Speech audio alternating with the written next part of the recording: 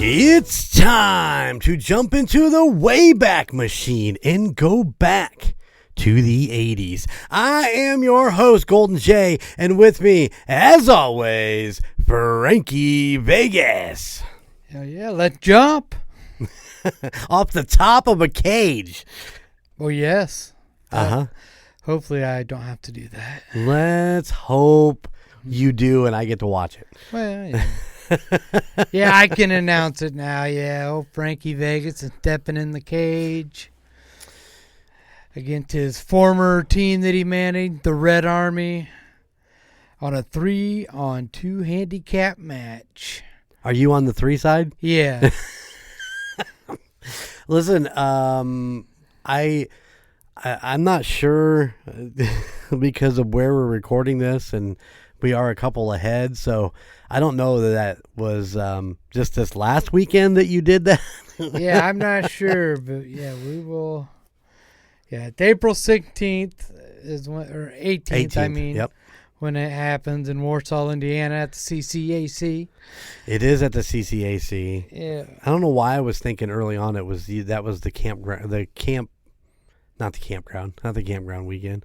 If that was at the fairgrounds this round, but yeah. I think I looked it up and was like, oh, it is at CCAC. Yeah. So yeah. I'm bringing Aspen with me again. He loves to go watch Frankie Vegas in the wrestling matches, and Trevor and one of his best friends are coming because Montana can't make it. So. Yeah, it turned out to be. It's always a weird situation when you're trying to put things together. It's like, come on, guys, let's all go, and everybody's like, well, I got plans, or I got this and I got that. I was like, God damn, come on, this is fun. Yeah, this is fun stuff. Yeah, see me inside the cage. I can't wait. Are you gonna bleed? Are they gonna rake your face? I don't know. I honestly don't know what's gonna happen. Well.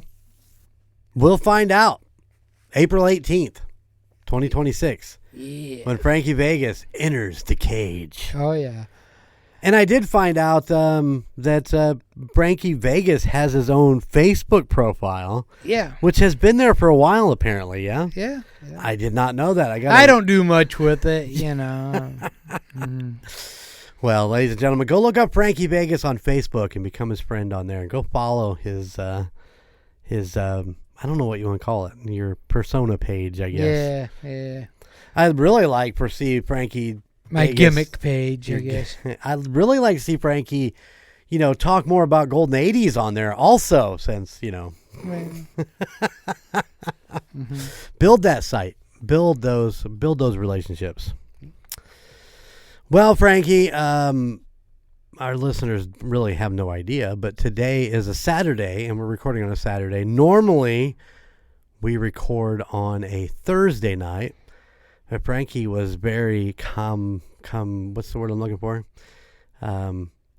He was able to change days for me. Yeah. And I don't know that I've told you why. You told me why. Did I tell you why? Yeah, you told me why, yeah. Well, I haven't told the listeners because I haven't even been in the studio since this whirlwind of a thing happened here. Mm-hmm. But about a week ago, a little over a week ago, I got an email from a group called Arrow Media, and they are working on a documentary series for abandoned places in the United States. And they ran across the United States of Paranormal's Route 66 series that I did. And they reached out to me and asked if I would be one of the quote-unquote talking heads for some of these abandoned places. And in the quick-witted world of fucking TV, I guess, they needed to get Two Guns Arizona recorded right away. Yeah. Because that apparently is their episode number 2, and they're getting ready to release number 1 here real soon, so they need to get the second episode done. So I get an email like Thursday. On Monday, I had an interview with the talent rep from Arrow Media, and was recording 3 different segments on Thursday night. And the cool fucking thing for me is this is a London-based media company.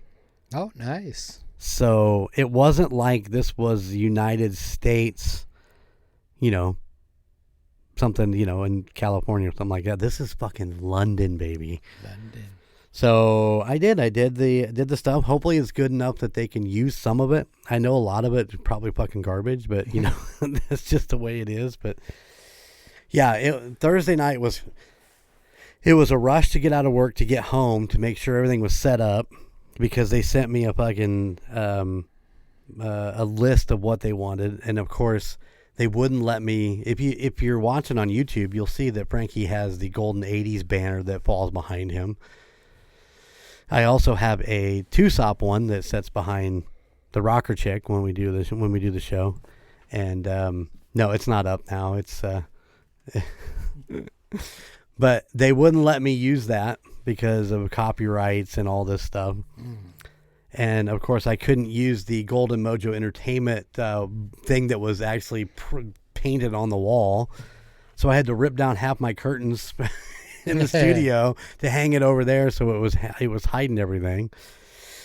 And they wanted the best camera I had available, in-ear monitors. I mean, I tried to keep it as clean as I possibly could. So we'll see what comes up of it. Well, they're supposed to let me know how it's going to be released, because it'll be something to do with television in England. It'll be broadcast over the, I always want to say BBC because that's just fucking cool to say. Yeah. But I don't know what. But they said there might be some movement on Discovery, so we'll see how that works out. So listen, ladies and gentlemen, I am moving up to the J-Dub ranks right now. There you go. Dang. But yeah, that's what's going on right at this very moment. Is that I finished that up a couple days ago. They may need to come back and do a couple little spot checks and a couple of little things. So we'll see how that works out. But it should be interesting. Very nice. Very nice. It's been crazy. I mean, is this going to possibly lead to more of a full-time, I don't know, the voiceover or whatever gig, or? Well, let's just take the win with the win at this moment. Okay. To be 100% honest, man, I was so nervous going into it. The first 15, 20 minutes were just trash. I was trying to get my brain right. He's asking me questions. Of course, he's got a thick, London accent. And London. And I'm trying to make sure that I'm understanding exactly what he wants. Yeah. And I'm trying to give information while looking at my notes, because they gave me, we did do 2 guns, but they gave me 2 other places that I'd never researched.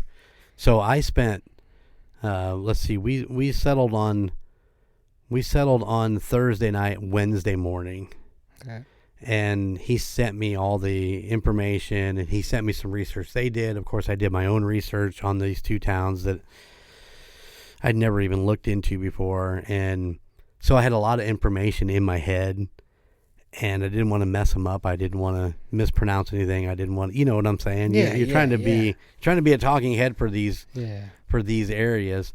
So yeah, to get started off, we did 2 guns, which I did on the Route 66 series, but we split them down. I mean, there was a lot of more information about the town. I was strictly into the paranormal stuff. Yeah. And, there was a lot more other stuff that they wanted to talk about this town and how it's put together and how people were killed there, and, just little odds and ends that I, was like, wow, man, that was way more than I had dug into myself. But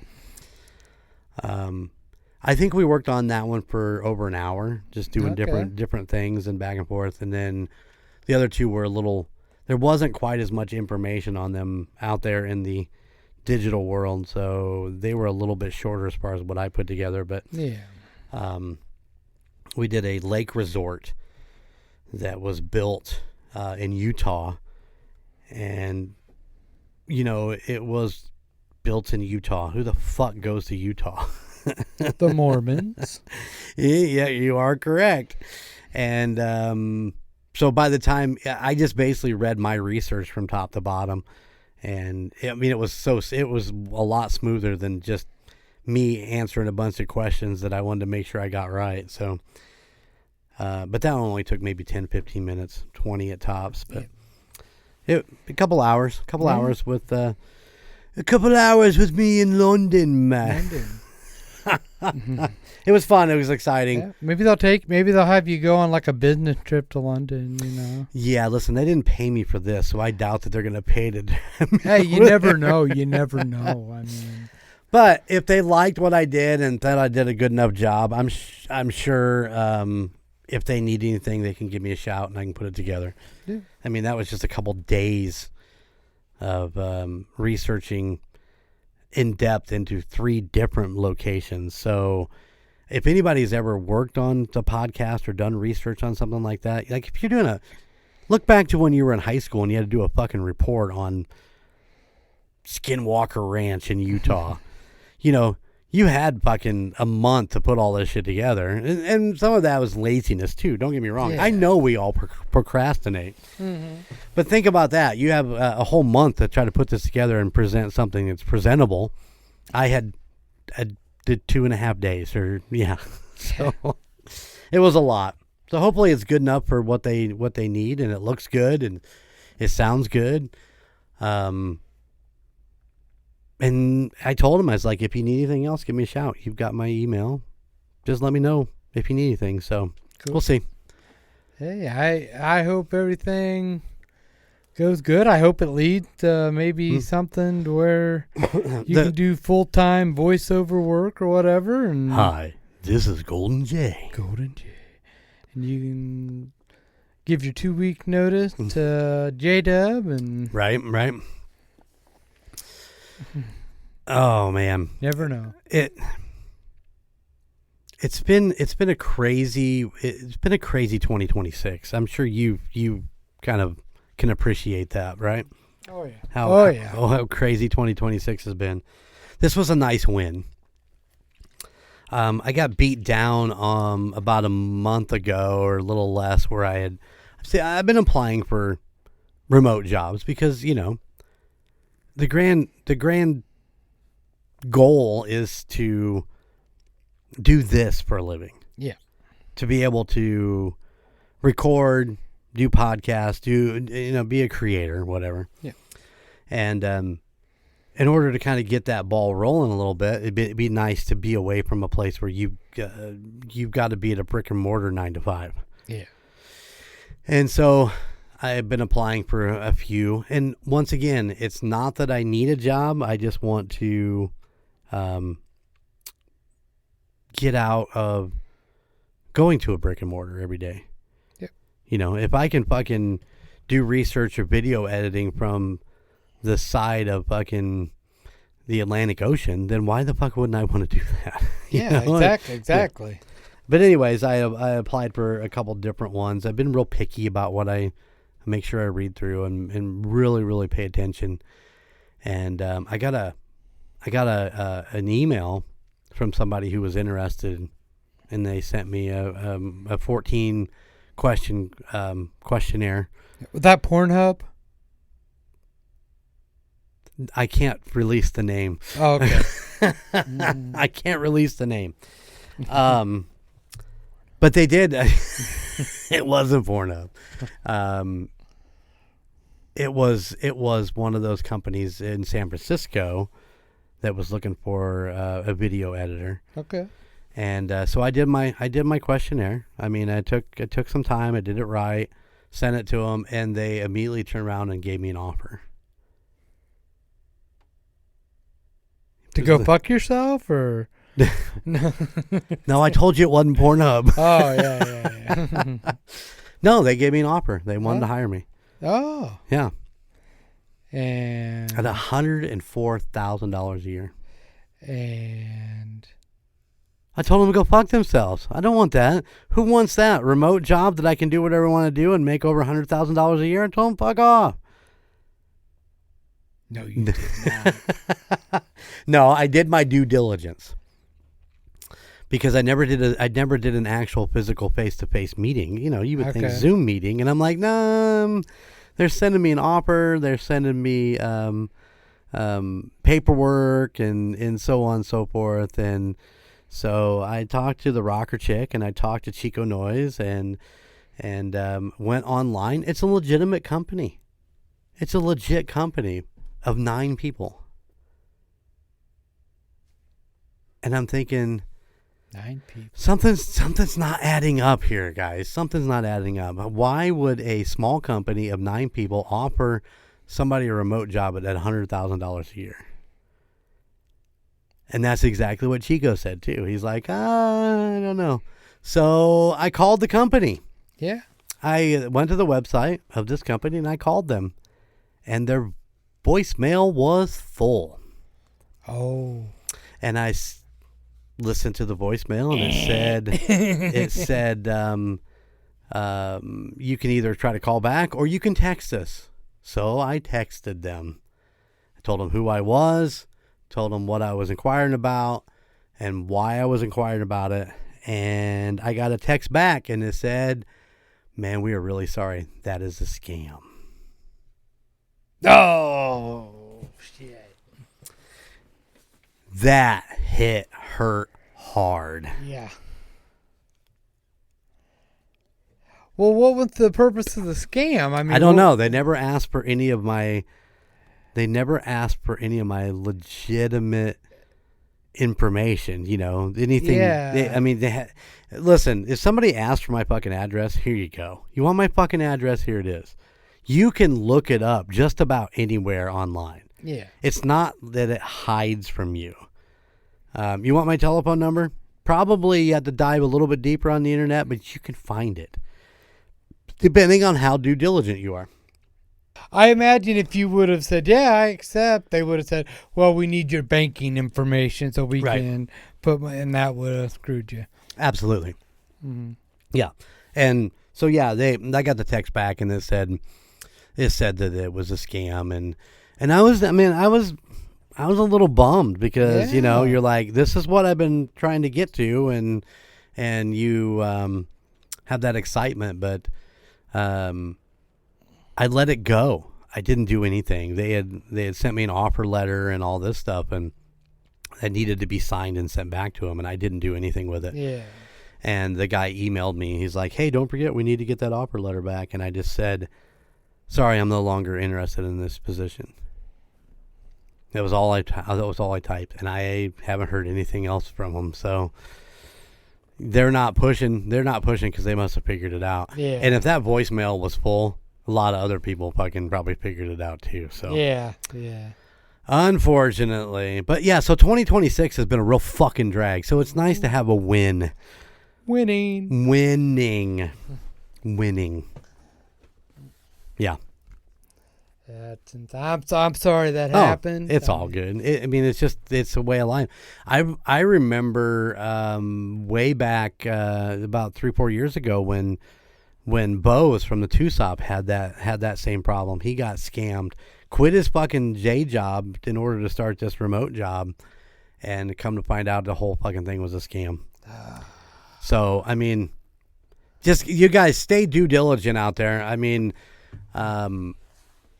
They're out there. They got nothing better to do with their fucking time. Yeah, like I hear people say, you know, if it sounds too good to be true, it probably usually is. Yep. Yeah, it's exactly it.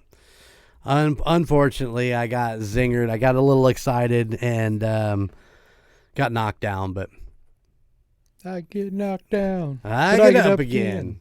But yeah, so it's like I said, it's nice to have the win with this. I was extremely precautious. For the most part. They don't have any of they got my address, they got my phone number. Yeah. And they got me to sign a waiver, which, you know, that's totally legitimate. So, yeah. we'll see what turns out of this. And it's not they weren't offering money. I did it voluntarily. Tusop is their second. The second highest downloads and streams are from the UK. So hopefully that helps out by putting me on TV in London. Maybe that'll help out with stuff in that direction over there. It'll raise those streams over there. So we'll see. Cool. But if I hear anything, guys, and where you can watch it, I'll let you know. Now, are you actually going to be visually on this, or is it just voice? I would imagine with all the bullshit they made me do with my background, it better be visual. Oh, okay. So yeah, that sounds right. Yeah. A couple of the clips on their thing, they have some trailers on their website of different things that they've been working on, and their talking heads on those are usually visual. So you get this mug. Nice. Ta-da. So there you go. That's what Golden J's been up to. Yeah. Sounds exciting. Sounds exhausting. Yeah. All right, Frankie, how about a word from Perfectly Picked Games? All right.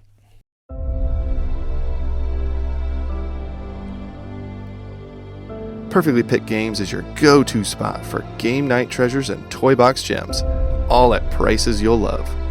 Each Tuesday and Friday at 8:30 Eastern, we go live on the Whatnot app with high-energy auctions full of great finds. From hot new releases to nostalgic classics, there's always a deal waiting to be claimed. Use Golden Mojo for 10% off your first purchase. Great deals, great fun, perfectly picked.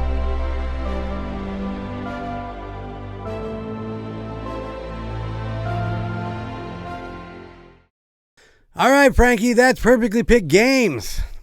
We love our affiliation with Perfectly Picked Games. Go check them out, perfectlypickedgames.com, or you can find them on the Whatnot app. All right, Frankie, you ready to get into this? I am. As we continue the Van Halen series. And if you're enjoying having the music put in there, I am doing it continuously, even though we've gotten a couple of copyright fucking little niches on this, but you know, the only thing they can do is come and tell me to take it down. So there we go. Right? Yep. So if you're wondering why you don't get women and children first, that's because the copyright zingered us. But we're going to continue on with how we're doing it because I think it's more enjoyable for the fans. So. Yes, I agree. All right, this sixth studio album from American rock band Van Halen was released January 9th, 1984 on Warner Brothers Records. It was the last album to feature David Lee Roth, who left the band in 85, because of creative differences. If you want to go down that avenue, and we will as we get towards the end of this a little bit. We'll talk a little bit after we get through the song about what happened with all that. But ladies and gentlemen, today we're doing, and you can say this how you want to say it, but I'm going to say it like this. We're going to do the album from Van Halen that's MCML XXXIV or 1984. Yeah. Oh, Frankie. Hey. This is the album. This is like, we're guys that are Golden J and my age. This is where we were introduced to Van Halen. Absolutely. And this is, in my opinion, a great album from first song to last. I said that's my opinion. But yeah, I really enjoyed this album. I feel like I have heard every one of these songs on the radio. WRSW in particular. I think they love this album because I think they played every one of these songs at some point. And yeah, just looking at,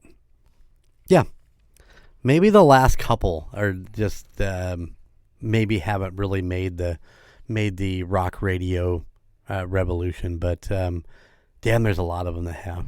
Yeah. and probably one of their biggest hits is on this album. Mm-hmm. Yeah. Don't you think so? I would probably say, yeah, it probably is their, well, in the David Lee Roth year, their biggest hit, yes. Absolutely. So, look, real quick, before we get into any major stuff, I can't believe that they got away with this album cover. I mean, I love the album cover. Don't get me wrong. I mean, it's iconic. It's absolutely iconic. And it's of a what'd you say, 4 or 5 year old boy with angel wings smoking a cigarette. Yeah. And 84 was different. I mean, it was just Eddie Van Halen baby picture. That is probably exactly it too. Because if you've ever done any deep dive into Van Halen, that's one of the things they do talk about is like Eddie just fucking smoked like a fucking freight train. Yeah. I mean, it was just one. They would light one from another one, and I remember doing that when I was in fucking high school too. It was you burnt one out, you threw another one in, and just fucking lit the other one from the one you're about to throw out. So I can't remember which guitarist it was I seen. They had a cigarette in like the top of their guitar, so when they're playing, they can. That was Eddie Van Halen. Was that Eddie Van Halen? It was Eddie Van Halen. He had this thing. I don't know that he was able to take a drag off that cigarette, but he would put a cigarette in his headstock so it was sticking straight up, and then he could just grab it and have a smoke and put it back in there. And that was iconic at the time. It was like. The rest of us did that shit too when we went to back in band practice. We were like, "Oh, put a cigarette here and let's go to town." But there we go. To be 100% honest, it ruins the cigarette because what it does is it smashes that filter, and then you might as well just be smoking an unfiltered cigarette because it's just like nothing but straight tar, nicotine, and smoke into your mouth, and that can be a little overwhelming too if you're not a non-filtered. You ever in your day ever smoke a non-filtered cigarette? Oh yeah. Yeah. So what you're getting with that. I hate them. Man, I was a fan of Lucky Strike because, well, that's what Don Johnson smoked in Miami Vice. That's what Sonny Crockett smoked was non-filtered Lucky Strike. I wonder if I can still get a pack of those somewhere. That might be a thing that doesn't exist anymore. I don't know. Interesting. But, as far as this, I don't know that there was ever a controversy with this album cover. Yeah. I'm surprised there wasn't, like you said, but I don't know. I don't know. I don't know either. Of course, this entire album was actually recorded in the 5150 Studios in Studio City, California, which Eddie was building prior to. I didn't realize that they had recorded this album in there, or at least a portion of it. Yeah. Because like in '83, it was '83 when he was building the studio, so it just becomes such a fucking easy aspect to have your own studio. And you see, even in the '80s, these guys that were building their own studio, so they're not spending all that money to just sit around a professional like Electric Lady Studios or Sound City or I'm trying to think of what some of the other big studios over. I mean, Electric Lady's probably the biggest. Yeah. Oh, Abbey Road was a big one. Road, yeah. That's a huge studio. So, and these guys are just to use these studios is, hundreds and hundreds of dollars an hour. So if you're going in there writing an album, like a lot of these guys did, they would work on stuff on the road, but they would go into the studio and work things out. And, you're talking about hundreds of hours in the studio at, thousands of dollars an hour. I mean, it gets a little expensive really, really, really fucking quick. So why not spend that money and build your own studio at home, and then you can work all this stuff out, maybe record some tracks, even if it's just demo tracks before you go into the studio. Yep. It just makes sense. But 5150 has in turn become one of the most iconic studios to ever be around. All the Van Halen albums from 1984 and up were all done in 5150, and it's really crazy. But do you know what 5150 stands for?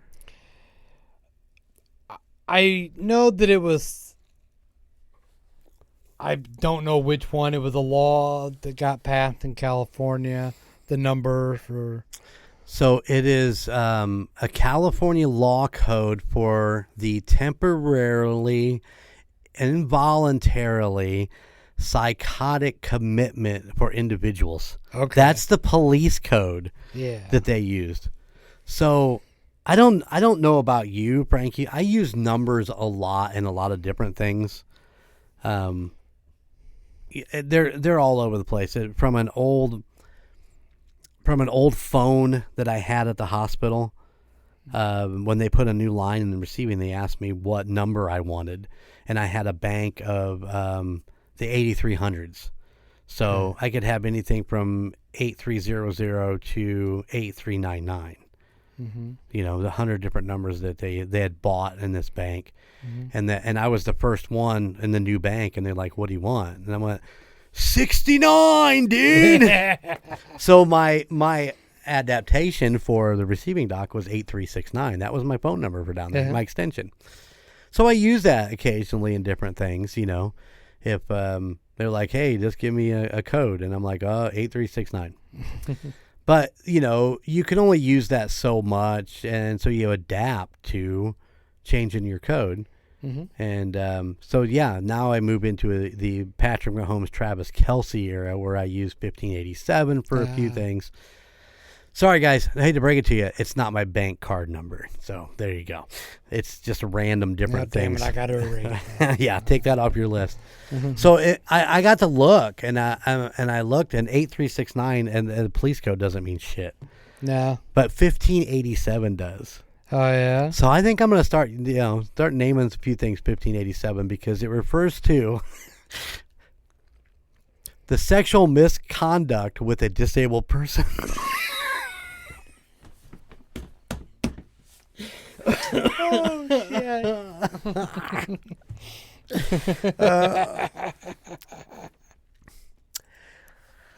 Oh, fuck.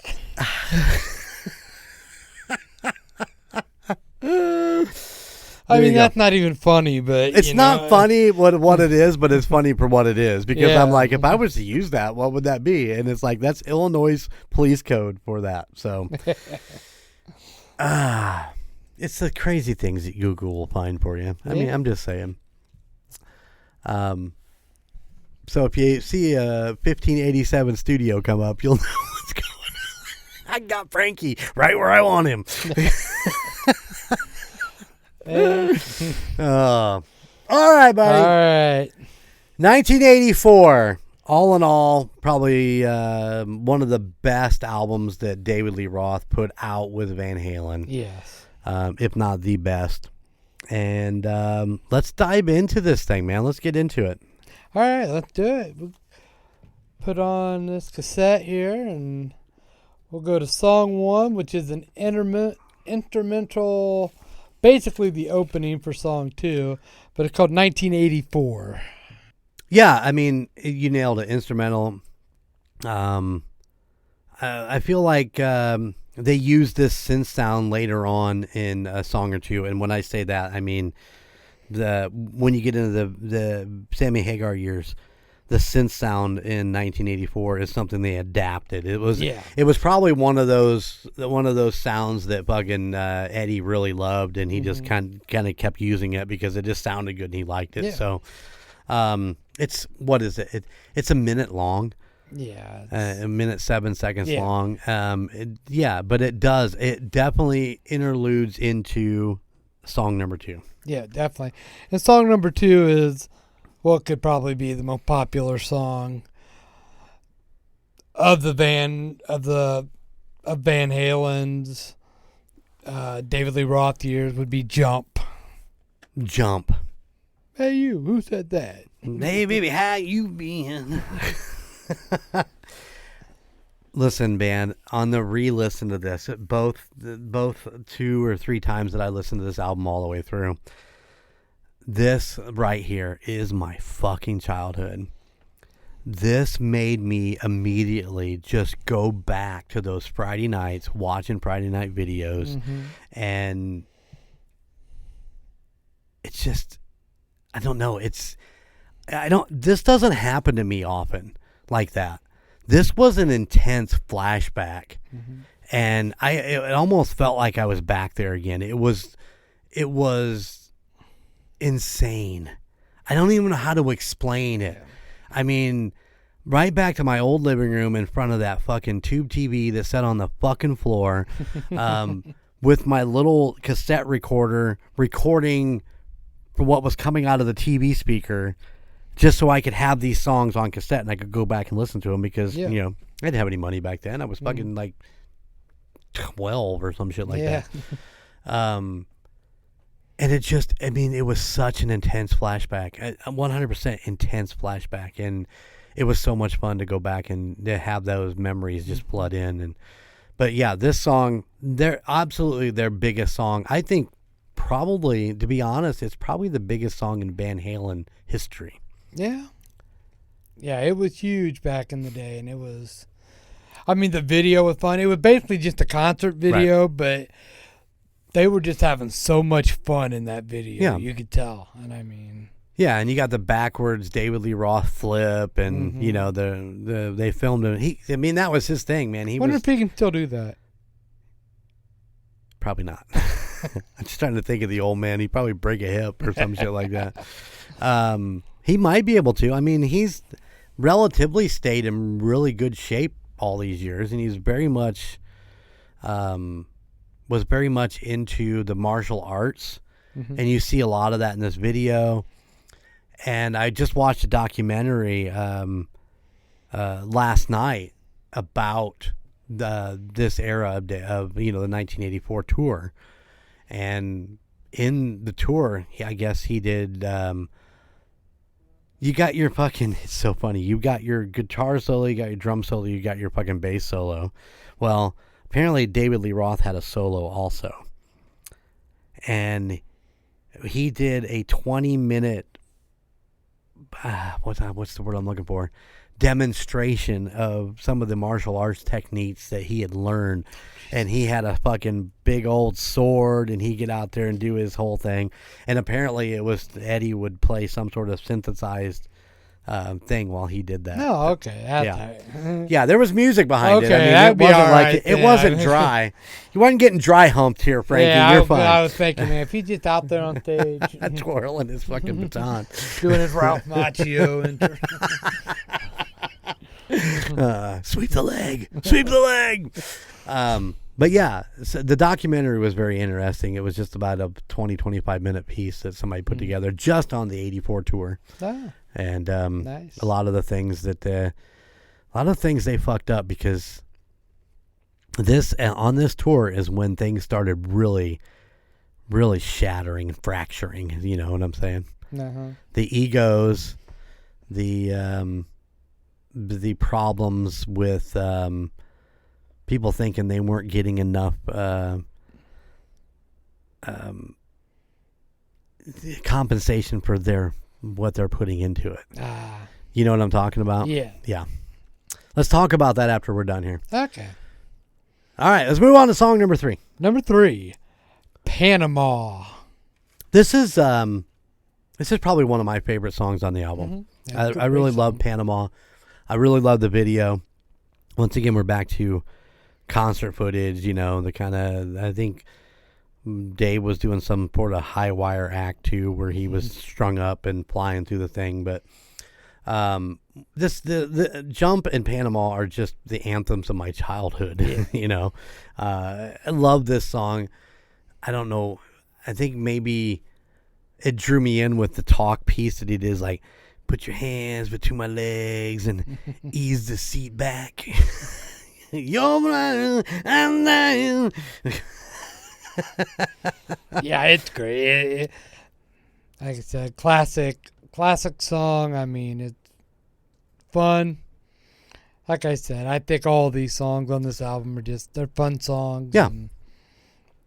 Yeah, for sure. Absolutely, for sure. So, what did we know what it reached?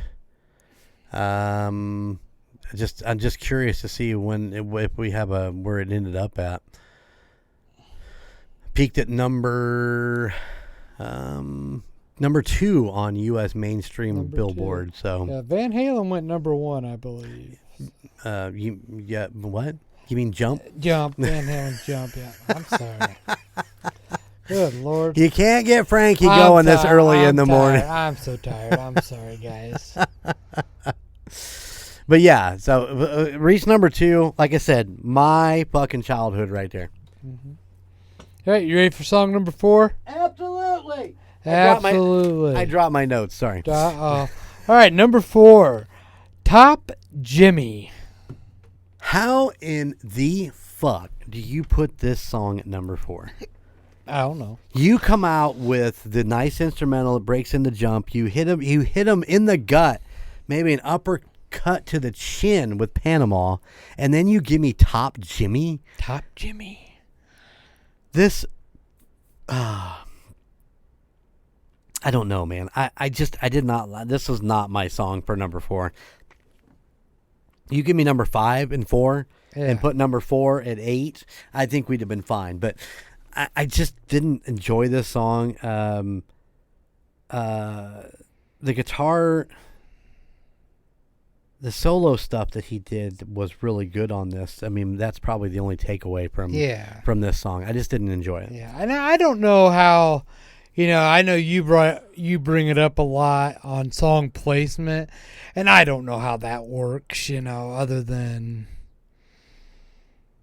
Sometimes I don't feel like a song fits with the album. Right. But listen, the thing is that you, how do I put this? The thing is you want to start off strong because you don't want anybody to listen to the first fucking song and go, well, this isn't very good. But you've taken your best song and you put it at number 8. That doesn't make any sense. You want to start off strong. So you don't take your best song and put it at number 1, but you take a solid song. Something you like, something that sounds good, something that might be commercially desired, but is not the best song on your album. Yeah. Because you want to place a song later in the album, too, that is really, really solid, because it's all about, you got to think, today is totally different. When you stream a song, you can pick one fucking song and stream it. Yeah. You know what I'm saying? It does. The placement of the songs as of today doesn't make a hill of beans. But when you bought a piece of vinyl and you put it on the fucking table, you listen to it 1 through 5. Mm-hmm. And I just don't. I mean, most people would leave side A up and just play all of the first side and not worry about flipping it over, because normally the backside of the album was the side B of the album. Yeah. We remember side B's on 45s. You went out and you bought a 45 a Jump and it had fucking some weird bizarre song on the back that might not even been on the album. No, I mean, you just never knew. So that to me is what, in this time frame, what we're looking at throwing the needle down and running the first 5 songs, and more than likely you're not going to flip it over. But if there's a song that hits the radio that is setting at number 7 or 8, you're going to flip it over and listen to the other side. Yeah. But so I think that maybe putting Top Jimmy right here was not probably a bad idea. It just at the point where I was like, listening, I was like, I don't want to fucking hear this song. I want to go to the next song. Yeah. And because the other side does have the first 2 songs on side 2 are fucking poppers. So I mean, they're really good songs. And so yeah, everybody's got their own idea of placements. When I did albums, I always made sure I started off with a really good heavy song, and by the time I hit about 5, you kind of got one of this song was good, but maybe it wasn't the best song. I'd have to look at my fucking. I mean, the Guilt Force Cenotaph Road is just a banger from 1 to fucking 1 to 10. So I don't know. There was no bad song on there. Okay. Yeah, but here's what I was thinking as you were talking. I was thinking the cassette tape days. Mm-hmm. It was a pain in the ass to try to skip a song and go to the next one. Right. Trying to fast forward. Oh, got to rewind a little bit to get back to the... now, if you got a song that you think going to be the big hit, would it not want to put it at the last song on the cassette? That way you gotta listen to it all the way through. Yeah. And that's why song number 8 was always, in my mind, around song number 8 was always important to put your biggest hit. For me, that was like, if I'm going to put the best song on the album, it's going to hit about 7 or 8. For us growing up in cassette years, that was the way it rolled out. CD, it's kind of the same thing. You throw a CD, it's going to start at track number 1. Yeah. You can track ahead on a CD, but most of the time people throw it in and just listen to it all the way through, or listen to it and then wait for song number 8 to pop up. So they're getting the first 7 songs in their ears before they get to their favorite song. But it just depends on the situation, you know. And for me, like I said, a banger at number 1, your best song about 7 or 8, and then you kind of pop in and filter out what flows with each other. Yeah. And once again, Top Jimmy doesn't flow with fucking Jump or Panama. It's like it doesn't even sound like the same band, because I'm trying to remember, it was like a really offbeat kind of a song, right? I mean, it was different. It was different. I didn't think it was a bad song. I didn't hate it. I just didn't want to hear it. Yeah, I get you. All right, you ready to go to number 5? Number 5. Let's go. Number 5, Drop Dead Legs. This song I thought was a perfect spot for this, especially at the end of the first time. I really like this song. Mm-hmm. Classic Van Halen opening in this song. Catchy hook on the chorus. Drop dead legs. David doing his best. I got end with solo question mark. Did they end? I'm trying to remember back because it's been a day or two since I listened to this. Did he end the song with a solo? Did they fade out? I'm trying to remember. Oh, I can't. I guess you guys are going to have to go listen to it and see what happens remember. there. Yeah. I make notes, people. Yeah. Sometimes my notes don't make sense to me. To you. Yeah. All right. All right, you ready to flip this album over? Let's flip this bitch over. All right, we'll go to song number 6, and probably my favorite video off of the album. Oh, unfucking believable. Hot for Teacher. Come on, man. That drum opening alone makes this song great. Oh, yeah. And, there's always been conspiracy theories on how this was done. Did Alex actually record this? Was it done with a drum machine? Was it overdubbed in several takes to get this sound that they got? But I know I've probably seen it live when I seen Van Halen in the early 90s, but I don't remember him playing it. But I mean, even then you could have Jessica or Ashley Simpson that motherfucker. Yeah. But yeah, the drum beat opening is iconic, and I don't give a fuck who you are. You hear it, you know what it is. Oh yeah. It's just that classic. So with that, what else have I got? It's a brilliant song and guitar opening. This is the song from Van Halen that you sing every fucking word when you hear this song. Mm-hmm. It's a great song. The video's iconic. I think you covered everything. It's just a great. Mm-hmm. So, what is the one thing that you think of when you hear this song? One thing I think of, the video. That's just what I think of. You know what I think of every time I hear this song? The only thing I can envision is Mrs. Davis's fat ass right in my face. Yeah, okay, yeah. Mm-hmm. Do you know what I mean? Wonder what you look like this year. Of course, this is the song they used in Varsity Blues when they're bisexual. What is the health teacher? She was a health teacher when she was stripping. Yeah. This is a song they did. So when fucking Tweeter's like, all I can see is Mrs. Davis's fat ass in my face. Give it a 10. 10. How many times can we use that on Golden 80s? I don't know. About every episode. As many as we fucking want. Exactly.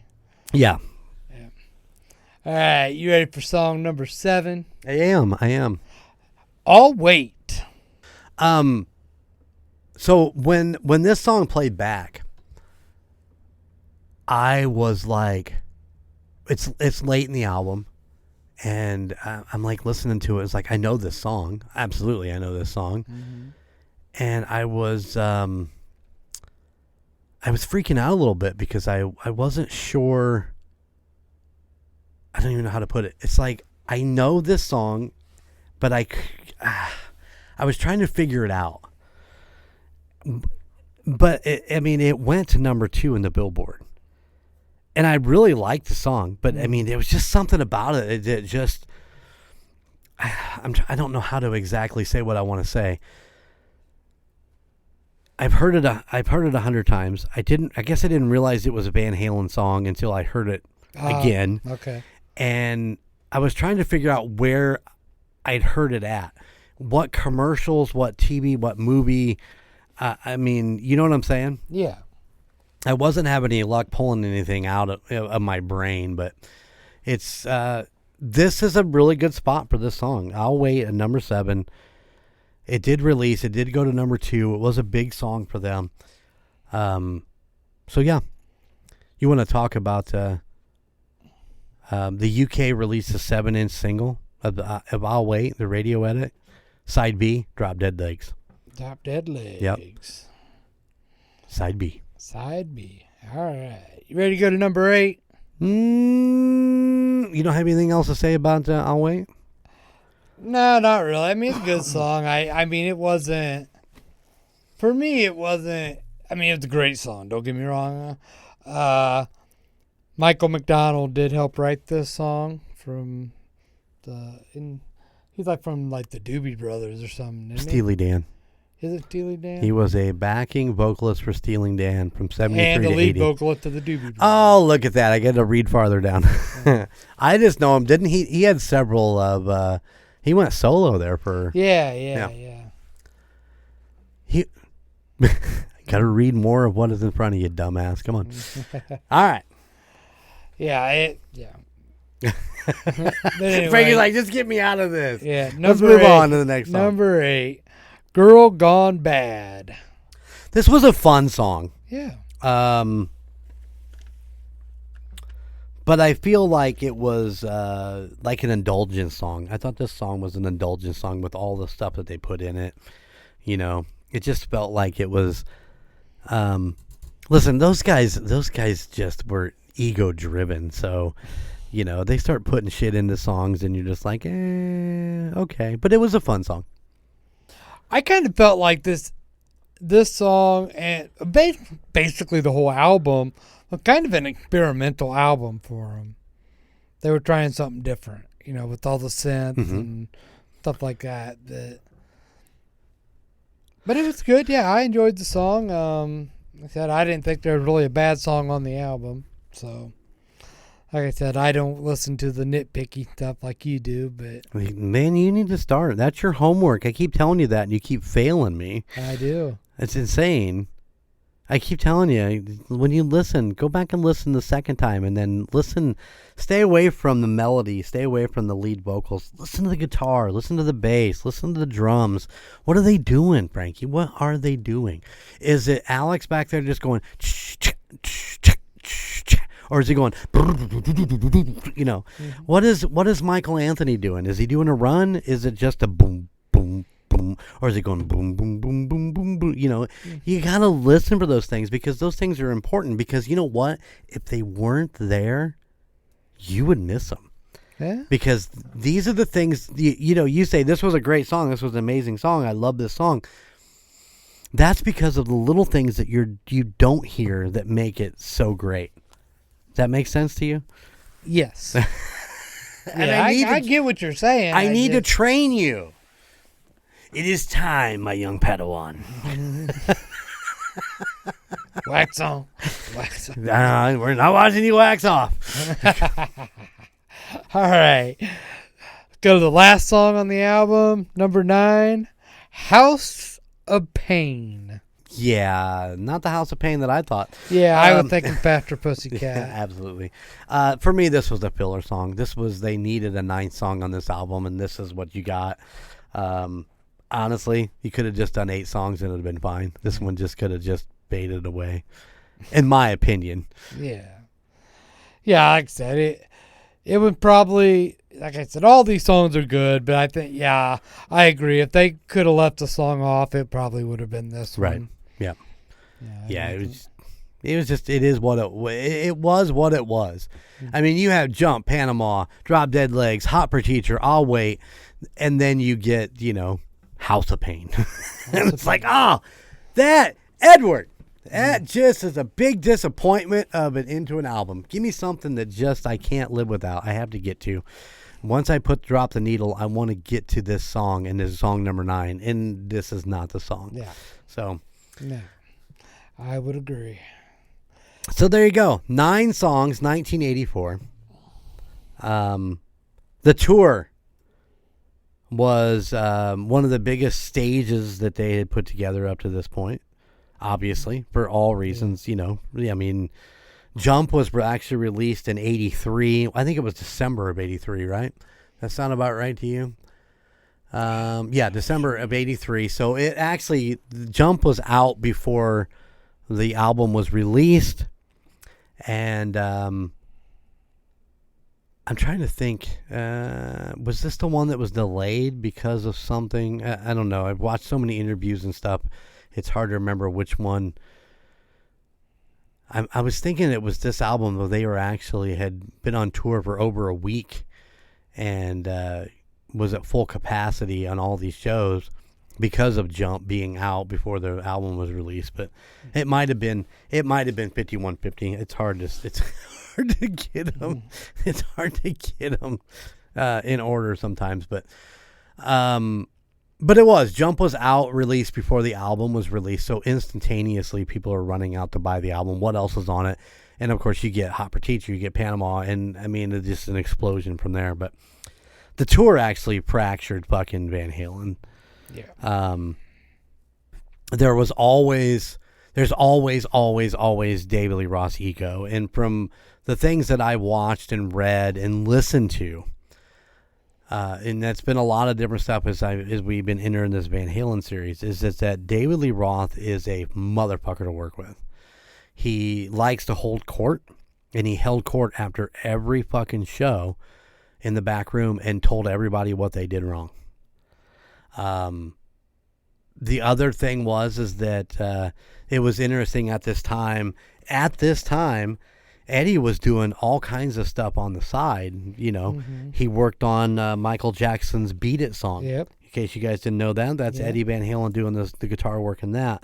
He worked on, there were several different pieces he worked on that went huge. Mm-hmm. Just little odds and ends stuff. It didn't really make a hill of beans to him. He just was a guitar player who wanted to go play and make music. Yeah, he just wanted to work. Yeah, and so he went and did all these things. And there's a boatload. Michael Jackson is with Beat It is the biggest one. Mm-hmm. When he even actually performed on stage, because he wasn't credited. Nobody knew this for years. Yeah. And then when it leaked out, he actually went and played on stage at one of the award ceremonies with Michael Jackson, which I thought was interesting. But so with Eddie out doing while 1984, was happening, maybe it was after I can't remember exact timeline as far as when exactly he was running off to go do these little side projects.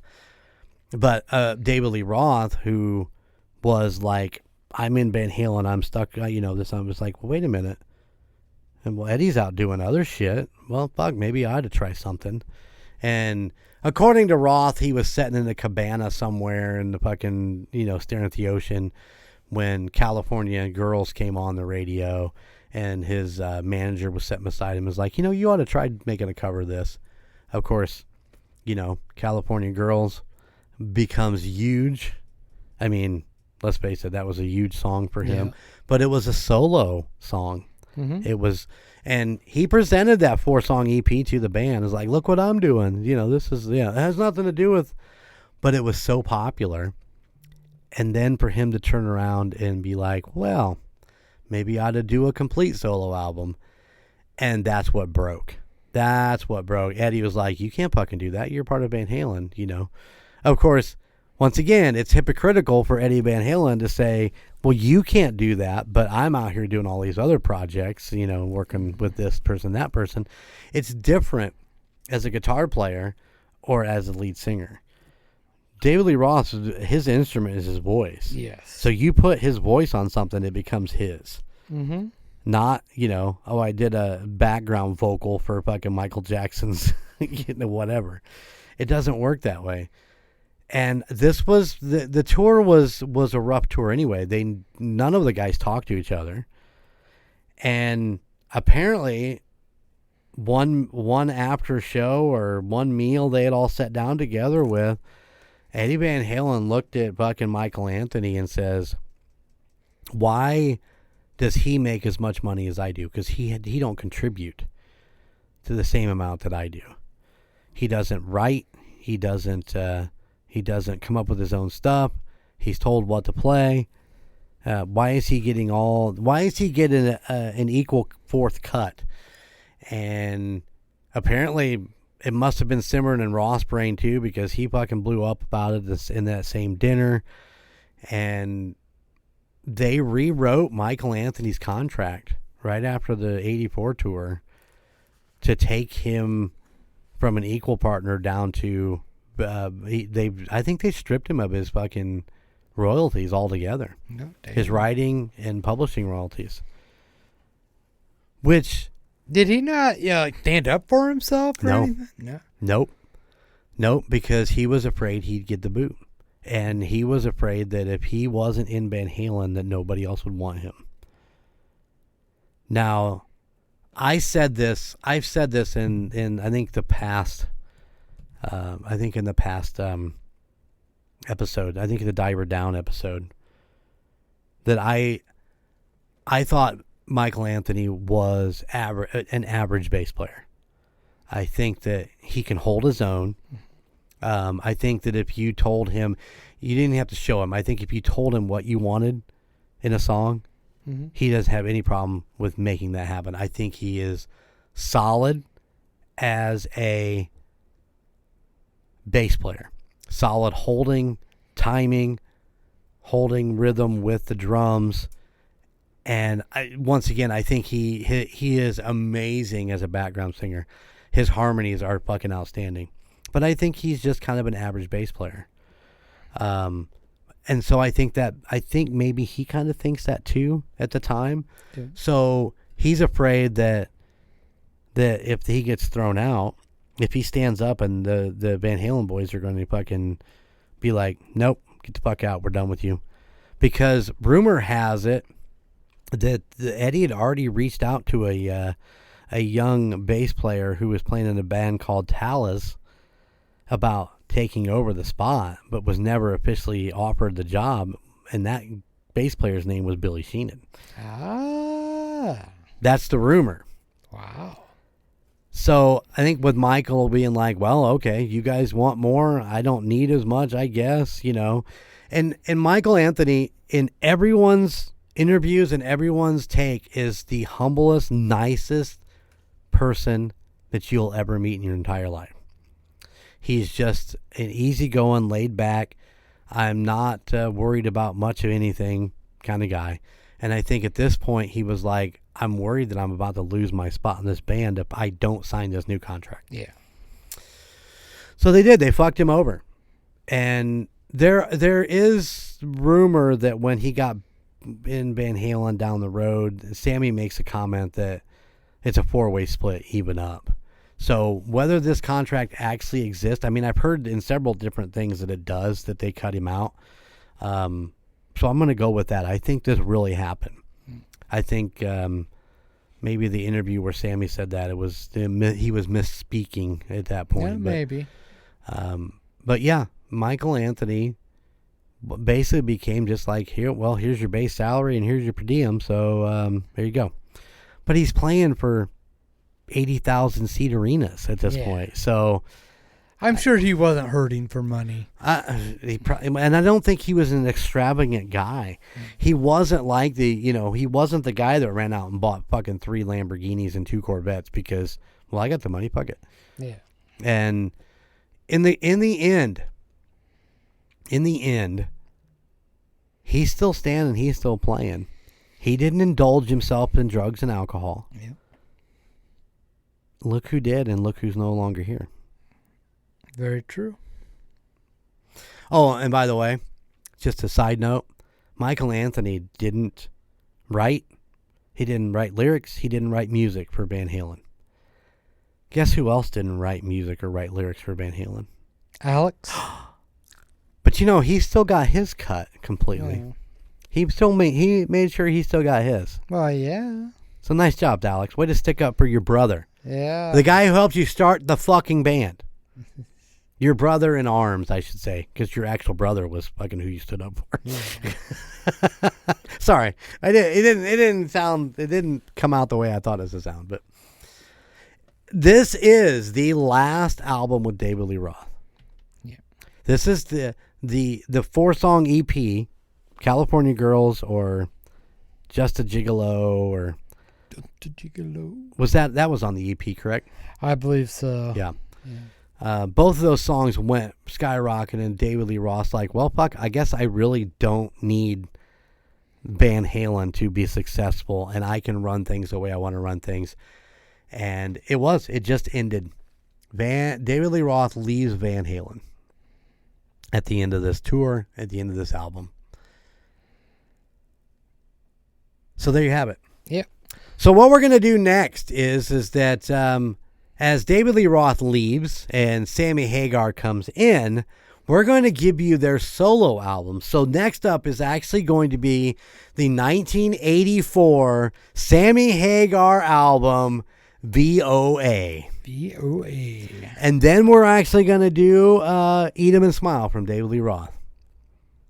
Those are our next two. Yeah. So as we continue the quote-unquote Van Halen series, you're going to get the next step for David Lee Roth and what Sammy Hagar was doing before he joined Van Halen.